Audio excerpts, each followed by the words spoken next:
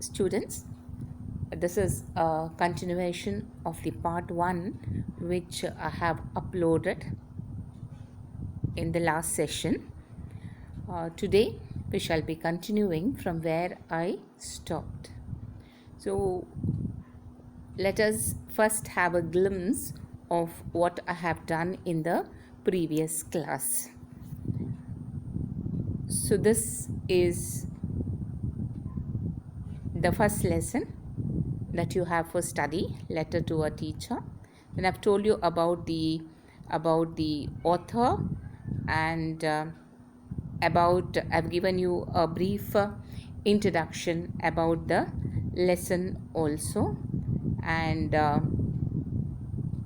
we have completed the first slide on the text.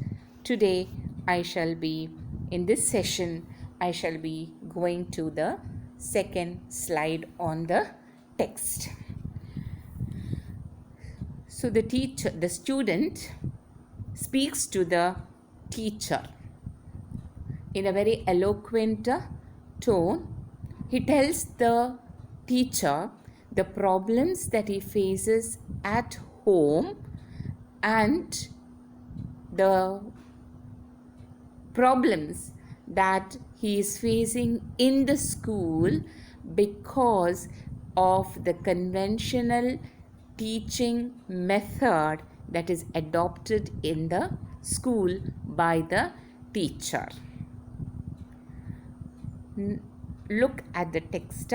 Now here I am in school. School is in inverted commas. Now here I am in school, that institution which you call school, but it is now questionable. Is it really a school? Is this the way lessons have to be taught in the school? Why does he come to school to be taught? I came from far away to be taught. So they face a lot of difficulties to travel to the school. They live very far away. They do not have proper transport system. Maybe they have to walk to school. So with great difficulty, they come to school. Here, what is the advantage of being in the school? I don't have to deal with my mother who promised to be quiet and interrupted me 100 times. So these boys, when they are at home, they have to help their father in the fields. They have to help their mother with their housework. And the mother does not understand the seriousness of the time that the child wants to allocate to his studies. She has her small work to be done and the child is available at home, and she keeps on pestering him to do this and that, and then she tells him, no, I won't disturb you, henceforth you study. But within 5 minutes she will come back again and she will call him, she will ask him something, she will ask him to do some work, and that is why he is not able to concentrate at home. One reason, because he is being constantly called by his mother. She tells him she will keep quiet, but she interrupts him 100 times. My sister's little boy is not here to ask me to help with his homework. Another distraction are the little children at home. So this boy goes to school, the elder one, and he has to teach his younger brothers and sisters, children, to deal with their homework. But in school, there is no distraction. Under the guidance of the teacher, everybody sits very quietly in their places, in their desks, on their here I have silence and good light and a desk all to myself. There are good facilities in the school. But the teacher, he accuses the teacher here and he tells her, what do you do? Do you help me? No. And over there, a few steps away, you stand. You know all these things. You are paid to help me. Instead of helping me with my lessons, instead of clearing my doubts, what do? You waste your time keeping me under guard as if I were a thief. You are the policeman in the class. You don't allow me to speak. You don't clear my doubts. You're just there to see that I am sitting quietly. I am not talking in the class. But this does not help me in my studies. You know even less about men than we do. The lift serves as a good machine for ignoring the people in your building, the car for ignoring who travel in buses, the telephone for avoiding seeing people's faces or entering their houses. So you live a very luxurious life. You do not understand the problems of the common man, the problem of the peasants, the poor people. Why? Because you do not interact with them. You do not know about the sufferings of the men, because you are not in touch with the common man. What are the reasons why he is not in contact with the poor people, the peasants? Because he takes the lift. The lift serves as a good machine for ignoring the people in your building. You don't talk to others. You don't try to understand the problems of the people who are your neighbors. Because you just get into the lift, you get into your house. You don't meet people. You don't talk to people. When you are traveling, you don't travel by bus. You take a car, you travel alone. So you do not know the problems of those people who are taking the public transport. The car helps you, he says, to ignore people who travel in the buses. And when you want to talk to people, what do? Do you go and talk to them face to face? No. You use the telephone, he says. The telephone helps you to avoid seeing people's faces or entering their homes. So the teacher is not in touch with the things that are going on around him. The next slide. I don't know about you, but your students who know Cicero, how many families of living men do they know intimately? How many of their kitchens have they visited? How many of their sick have they sat with through the night? How many of their dead have they borne on their shoulders? How many can they trust when they are in distress? Look at your rich students. The students who come from well-to-do families. The students who are good at their studies, who know their lessons very well, who get ranks. Those who know Cicero, those who know the poets, the philosophers, the philosophy. How many families of living men do they know intimately? They know what is written in the books, but do they know about the problems that the families around them are facing? How many of their kitchens have they visited? Do they help their parents, their mother in the kitchen to take care of the house? Do they take care of the sick people? Do they know about death?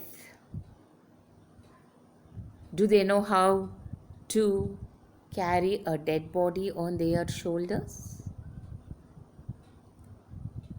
When they are in trouble, do they know how to face life?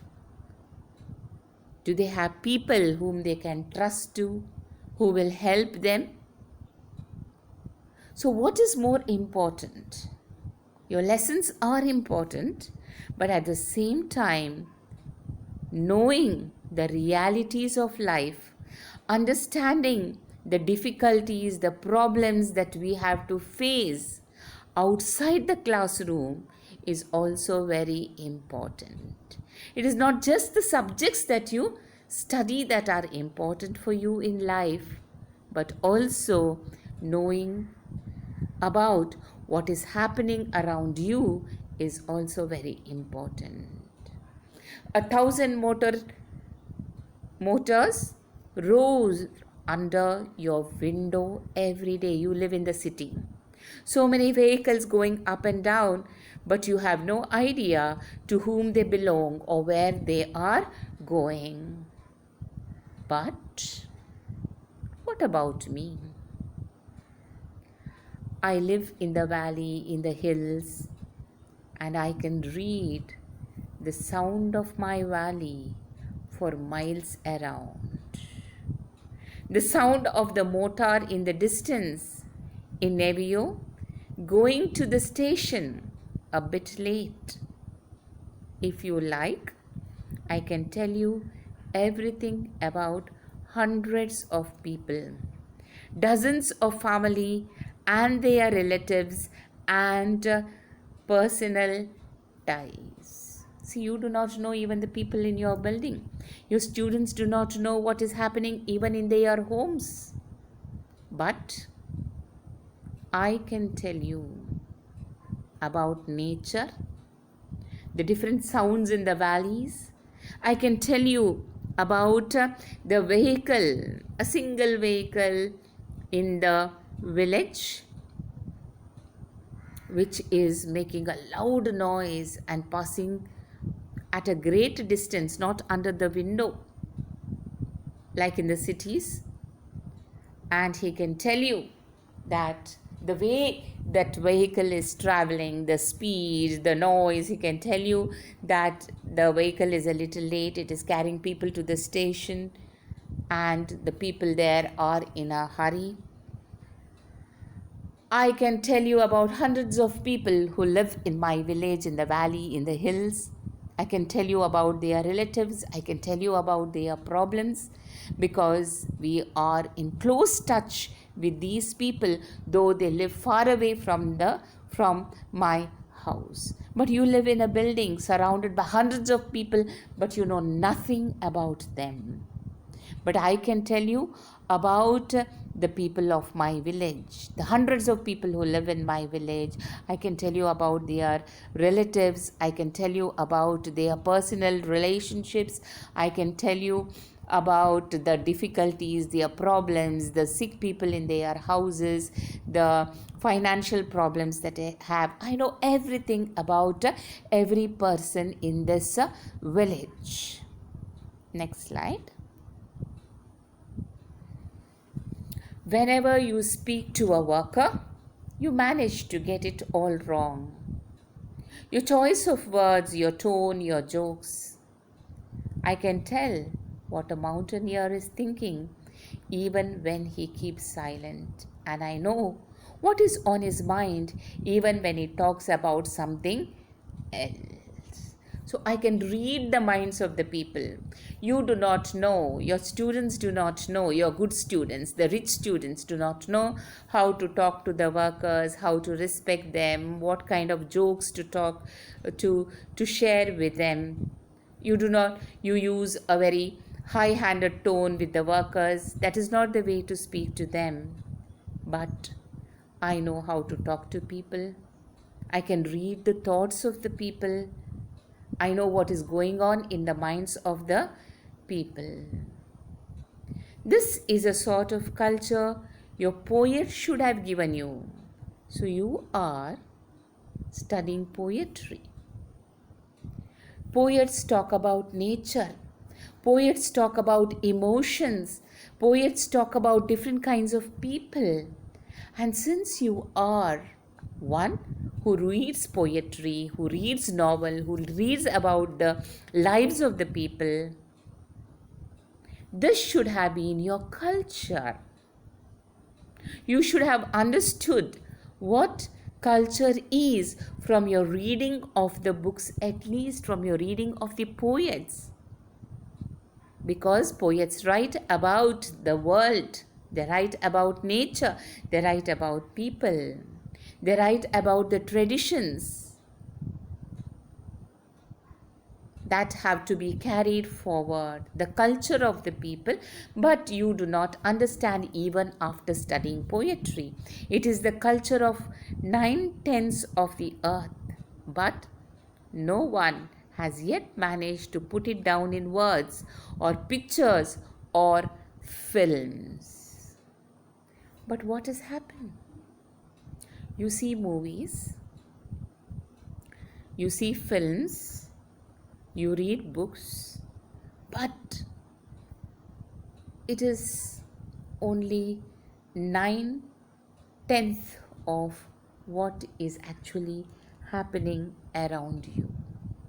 Reading does not make you a perfect man.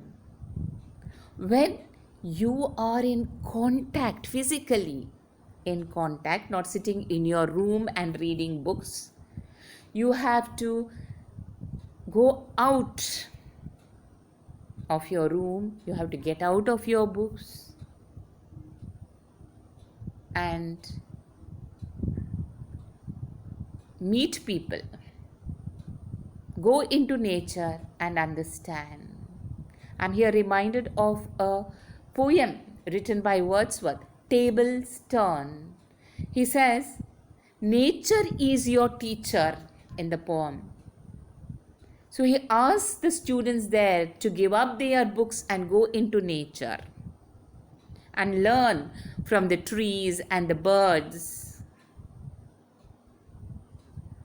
Here also the boys are telling us the same thing. Go out. Be a bit humble at least. Your culture has gaps as wide as ours, perhaps even wider. Certainly more damaging to a teacher in the elementary schools. Be a bit more humble. Don't treat us like thieves. Come down to our level. Try to understand us, because there is a great difference between your culture and my culture, between your way of living and my way of living, between your way of studying and my way of studying. And that is why maybe there are differences in your culture too. But as a teacher, you have to understand the background of your students. You have to help them to study in a different way, not in this traditional manner. It is not going to help us. So as an elementary teacher, you should first understand what is our situation. At the gymnastic, okay, forget about the classroom. In the sports field, what happens to these students? At the gymnastics exam, the teacher threw a ball and said, play basketball. We don't know how. The teacher looked at us over with contempt and said, my poor children. So they are taken to the ground, to the sports field, the games period, gymnastics. And what does the teacher do there during the games period? She doesn't teach them the rules of the game. She just gives them a ball and says, play basketball. And they are failed even in the games exam because they do not know how to play basketball. They do not know the rules of the game. And what does the teacher say? She has not taught them how to play basketball, the rules of the game. And she says, what is this, students? You don't know anything? You don't even know how to play basketball? She fails them. She looks at them with contempt rather than trying to understand that they have never had a ball to play with in their homes. This is the first time they are seeing a net or a playground when they come to the school. Such facilities are not there for them at home, or they do not even have time to practice basketball. Next slide. He too is one of you. The poor student is also one of you. Is coming to the school. The ability to handle a conventional ritual seemed so vital to him. He told the principal that we have not been given any physical education and we should take the exam again in the autumn. He tells the principal, look, these students do not even know how to play basketball. They have not been taught any kind of physical education. They do not know any rules of the games. And that is why they cannot be passed. They have to take this examination once again in the autumn, in the next season, the next semester. And they do not know what is physical education. So I cannot send them to the next class. This is what he tells the principal. They have to learn more. But what does the boy feel? Physical education just doesn't mean running, doesn't mean athletics.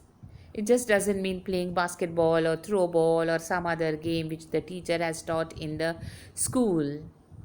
But they are more strong. They know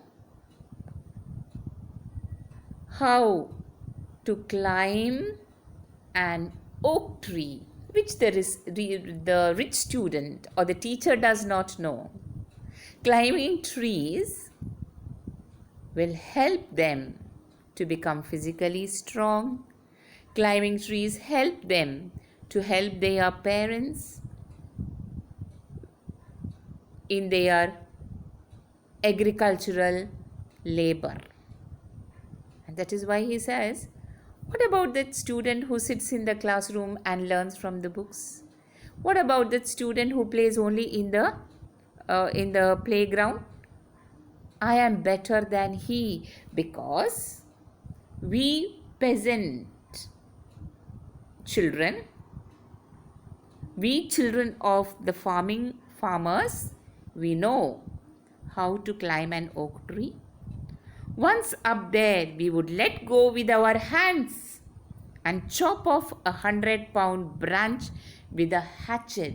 Once we climb the tree, we can take a big knife and we can cut the branches of the tree, big branches of the tree, without clinging on, without holding on to the tree for support. And why do they climb the branches and cut trees?